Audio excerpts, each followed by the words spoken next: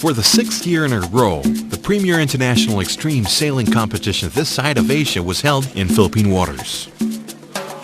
The race combines a week-long backpacking adventure with fierce sailing competition, a battle with the elements during the day,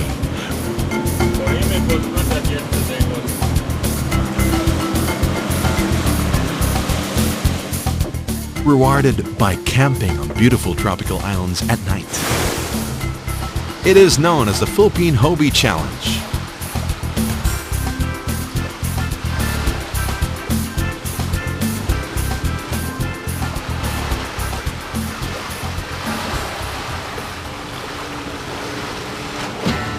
What we're going to do is we're going to position them out here.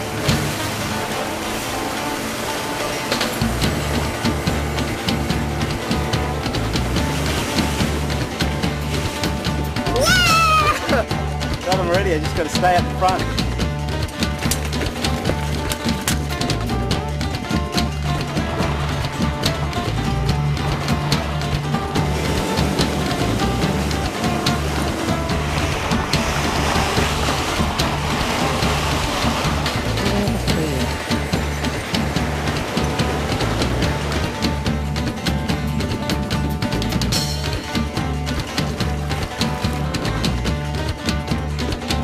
Then go on down another 8 miles and there's an island.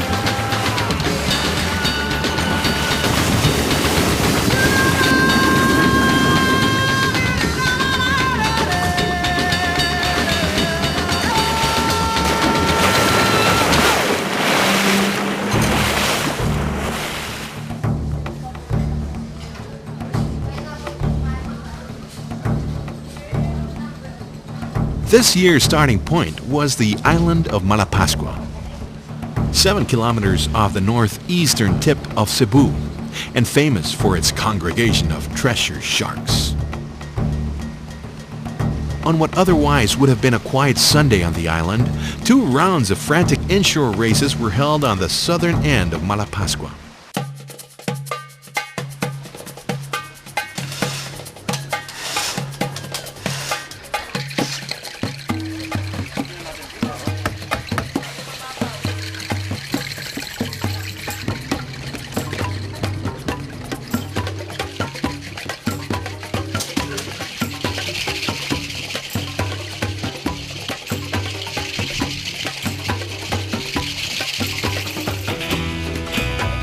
"15 knots over choppy waves helped the sailors to fine-tune their rigging and to become familiar with the sailing conditions they were to face in the multi-leg challenge.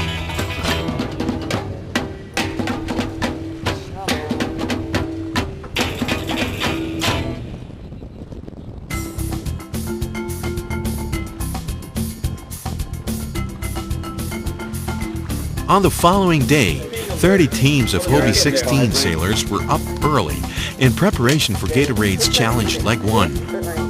The day's goal was Kalangaman Island, 38.6 nautical miles from Malapascua, through a route that rounds several smaller islands.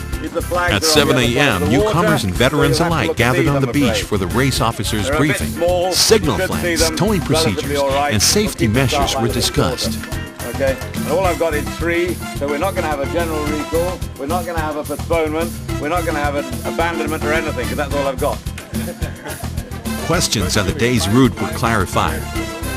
Right, it's the same as it was yesterday. That is 5. That is 4. Okay. That is 1. And that is start. Okay. So you start by going around the island. To show the beach, okay? So you've got to come back to the committee boat. As well. Right, before going off down to Chocolate Island down there. Soon, the boats were on the water and it was time to leave Malapascua.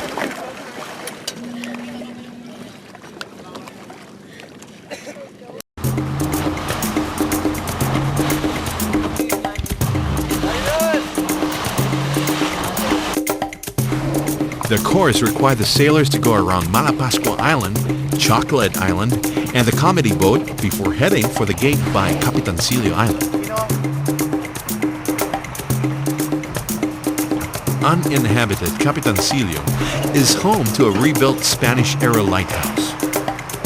Tourists use the island as a snorkel or dive getaway, while fishermen stop here to relax and repair the nets. The Hobies only had time to sail its currents before the 11-mile fetch to the island destination. Shifting winds allowed some sailors to launch sneak attacks from behind.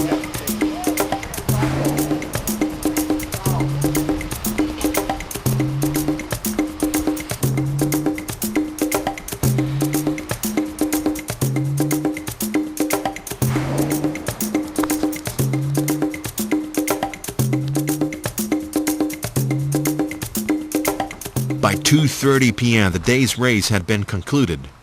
The Australian duo of Bob Engwirda and Jerome Binder claimed first place at the Kalangaman finish. Kalangaman, named after its sandbars which stretch out like a bird's wings. The Hobie Challenge first paid it a visit in 2003. After a fast day of sailing, it is a perfect place for some serious island fun. 23 nationalities were represented in 30 teams that made up this year's regatta, something you don't see every day. The composition this year has gone much wider than previously. We've got our usual contingent from Australia and Hong Kong and around Asia, from the States and so on, but this year we now have teams from Germany, France, Mariana Islands, Alaska was I think the furthest to come, Romania, India, so they've come from all over. In fact, there's a total of 23 different nations represented in the sailors in the competition. When night fell, everyone looked forward to a long-standing Hobie Challenge tradition. Catered meals prepared by a team of cooks and chefs. And after watching the moon's rising, it was time to call it a night. Morning, thank you. I'll go back over the ones that I haven't received. A signal from 035. 035 radio check, over. Tuesday, another Hobie day.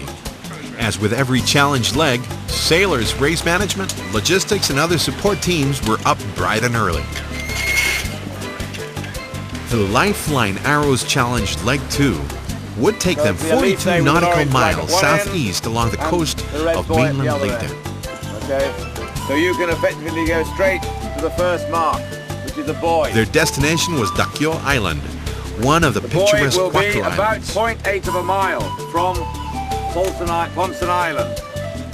Okay, so it's quite a wide gap for you to go through. Ahead of the race fleet, a support boat had set up a marker at Dulugan Point, some 13 nautical miles from Kalangaman.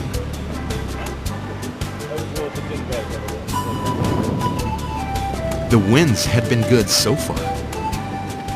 I've got a nice sandy spot here. Wait for a few more boats. 10 seconds.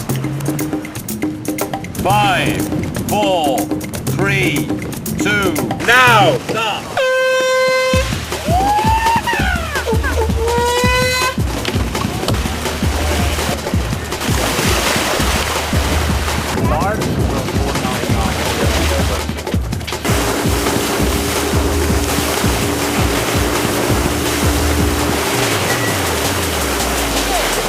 At the gate off Ponson Island, the time of each boat's passing was taken down. Catspaws of wind have pushed the back of the fleet forward, with a time difference of only 1 hour and 20 minutes between the first and last boats.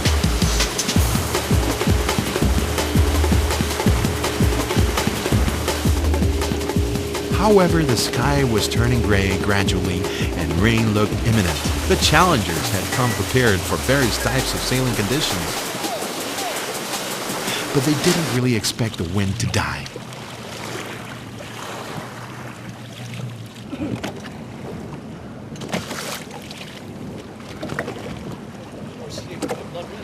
Ready, sweetie?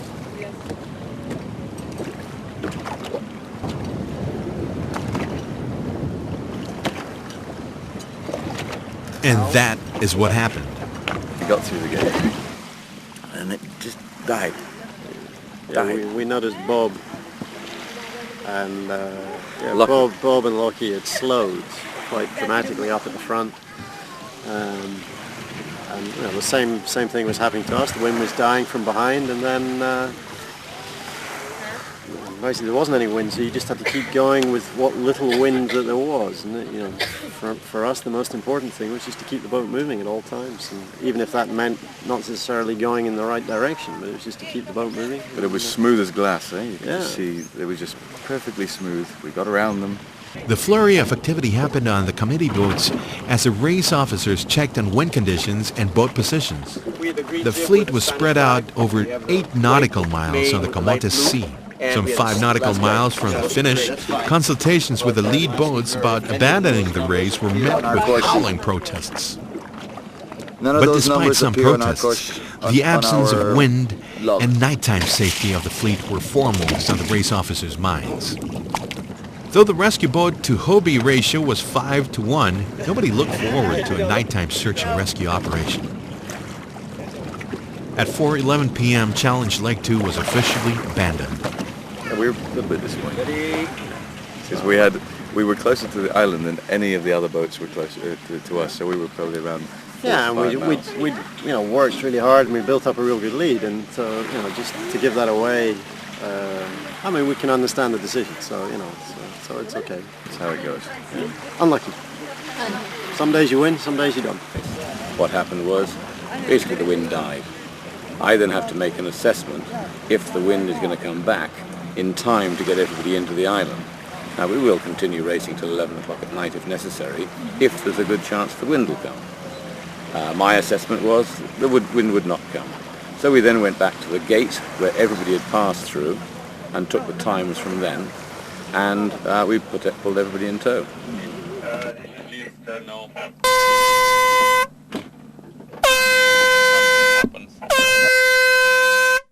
Okay, we're going to tow these guys.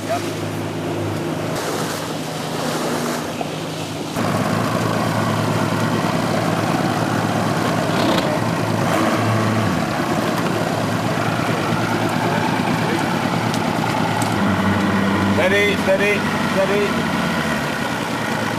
Ropes were tossed and the Hobies were rigged for towing on the glassy waters.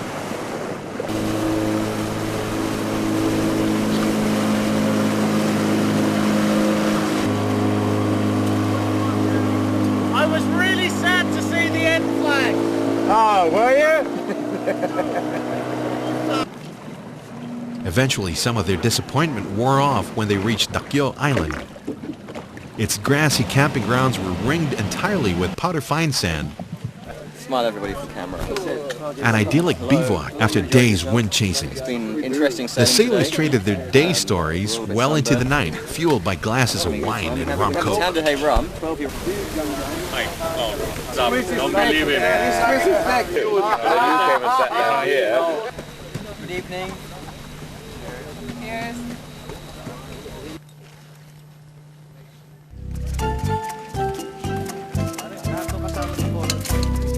Aboitiz to Go's Challenge Leg 3 was plotted to sail past many minuscule islands beyond Leyte's southwestern coast.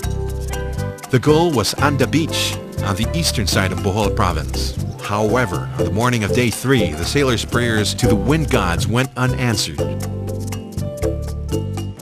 Glassy water surrounded Dakyo. The sights were pretty, but the sailing conditions were disappointing. For the first time in Challenge history, a towing start was inevitable. All geared up, but with no winds blowing, towing instructions were laid out during the race briefing. We have a provision in our instructions so that in a case like this, we can just pick up the boat, start towing them, and as soon as the wind starts, then we start the race. Accustomed to rougher sailing conditions, the challengers had no choice but to kick back on their boats, endure the boredom, and pray for better winds. We towed for 40 miles. It was a bit boring, but it was good. It was the right call. They made the right call. You couldn't sail that day. And we had a little sprint at the end. Yeah. Everything's fine. Of course I did. I didn't say I was having...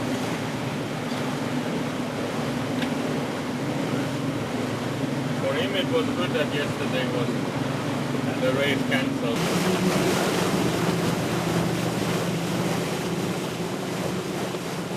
At 2:11 p.m., roughly 15 miles from the finish line on Anda Beach, the wind gods heard their pleas. With enough wind to sail, the start line was organized and the race horn was blown.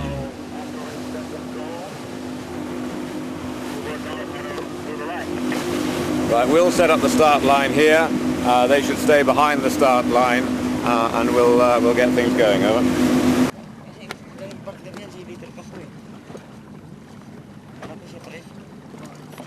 498. 4, 3, 2, 1, now!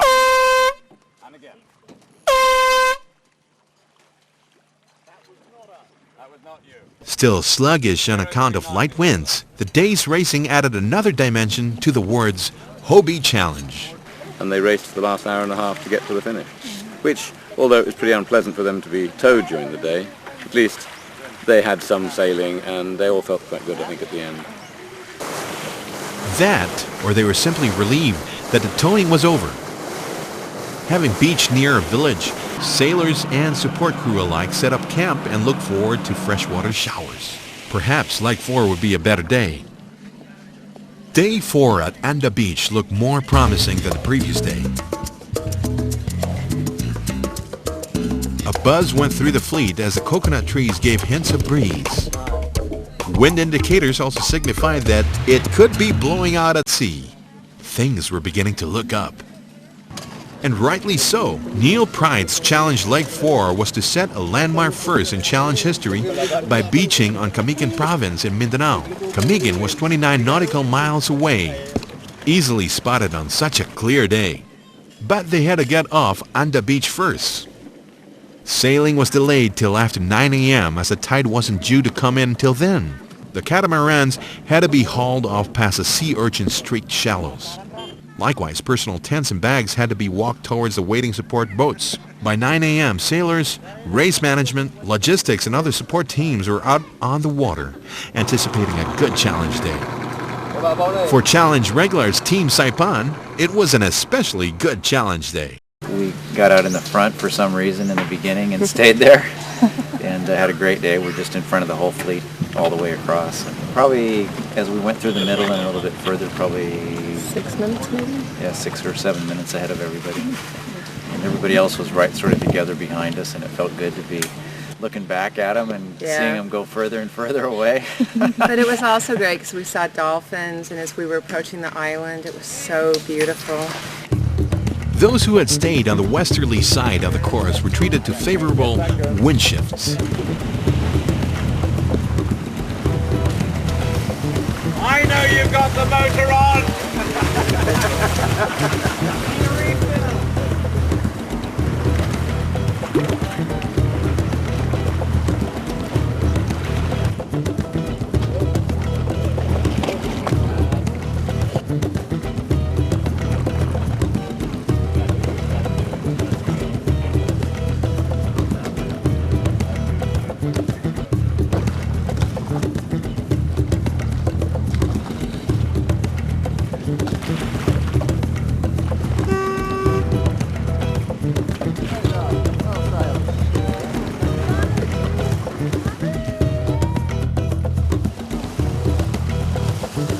And by 12:45 p.m., the Hobies were docked on the black sands of Agoho Beach Resort.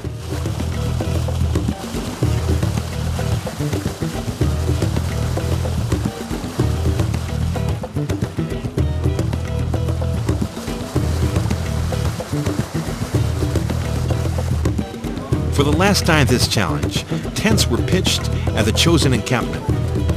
The fleet hurried to set the gear in place as they were looking forward to a treat. It was time to see the island. Camiguin is home to 7 active volcanoes, the highest ratio on any island on Earth. With its lush vegetation, the island also has countless springs and waterfalls, popular attractions for locals and visitors alike. First up was Katibawasan Falls. Everyone looked forward to rinsing the salt and seawater off their bodies. After the refreshing cold water dip, it was on to the ardent hot springs for a soak at the foothills of Mount Hibokibo, one of Camiguin's 7 active volcanoes. Refreshed and relaxed, The sailors trooped back to their headquarters. For many, there was much thinking to do for the coming last day of racing.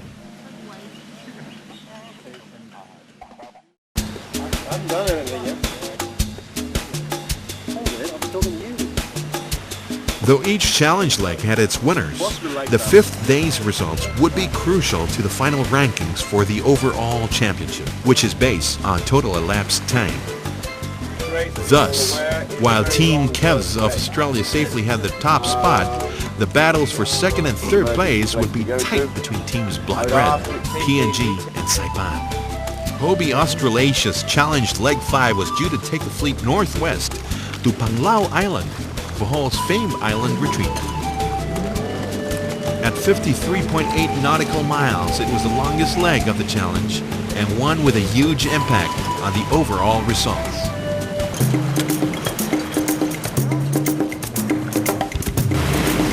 Moderate winds were blowing. The sun shone brightly in Camigan. It looked like a good day for competitive sailing. The fleet shot away from Camigan and split into two around the sandbar called White Island. For about 4 hours, they powered towards the finish line in 8 to 10 knots of breeze. However, things started to change at the Pamilacan Island gate. We started very well, no? And we were in first place, I think. The first 40 miles. For the first 40, up to the gate. Yeah, up to the gate, so we were the first boat, yeah. So, I guess there is always a chance, no, that maybe we can win, but... Wind conditions were beginning to change, and sailing tactics became indispensable. It's really 50-50 because if you're ahead and people see what you're doing, they'll do the opposite, no? So if, that's true. If we're going this way and then they see that we're slowing down, they'll obviously take the other way. Well, we had these tactics that our helmsman carefully explained, which sounded really plausible, where we'd come out and go far out because the land was supposed to heat up and give off air, plus the offshore breezes would meet over there, and they basically inshore you'd have no wind, and our idea was we were going to have loads and loads of wind, but everybody was stuck. That anybody turned out to be Team Nigel and Susan, who skillfully sailed their way into the day's leg win. Team Palm One wound up in 6th place, the top-ranking Filipino team amongst all Philippine Hobie challenges. We learned a lot in this event, and the last 2 days we did better. Yeah. I think every year the challenge is getting more and more top sailors. It's getting very, very hard to be even in the top 10. But yesterday just showed that we can make it. We can make it also. If we had also some luck. But it's always good for the competition to have these people from Australia and around the world, and you know, it's nice when they share with us some of their experiences because we really learn also. You're going to get people coming in who are very, very experienced, but we've got our own local sailors who are increasing their proficiency, particularly on the short course racing, which we do more of. Not many people do long stuff, long races. The Australians tend to have 1 or 2 events like that. So our guys are getting much better, and that's good. It's a good sign. And there are more of them as well, which is also good. Well, we were speaking to Keegan, he said it was a good race, it was windy, so we decided to come on down and give it a go. Yeah, it was good fun. It's been great fun. It's been tremendous. Something different. It's a great event. It's our favorite sailing event. We like camping and we like going to different places, and the whole format of the race where we go point to point and camp on different beautiful islands, and it's just a great race. It's, you know, it's good sailing and it's a good group of people. The people are great.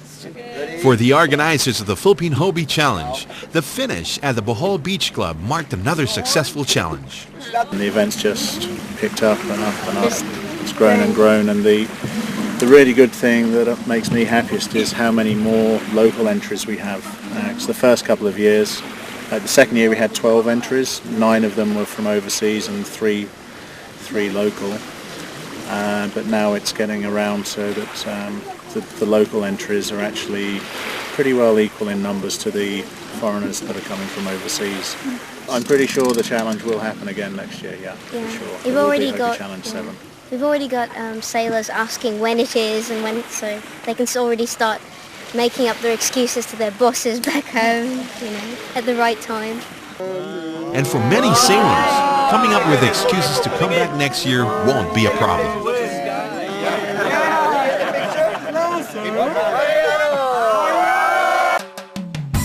Because we will be awarding trophy, this wonderful trophy for the 6th Hobie Challenge, goes to, for leg number 1, Bob and Weirden and Jerome Binder. Where are they? Where are they? Congratulations, Bob and Jerome!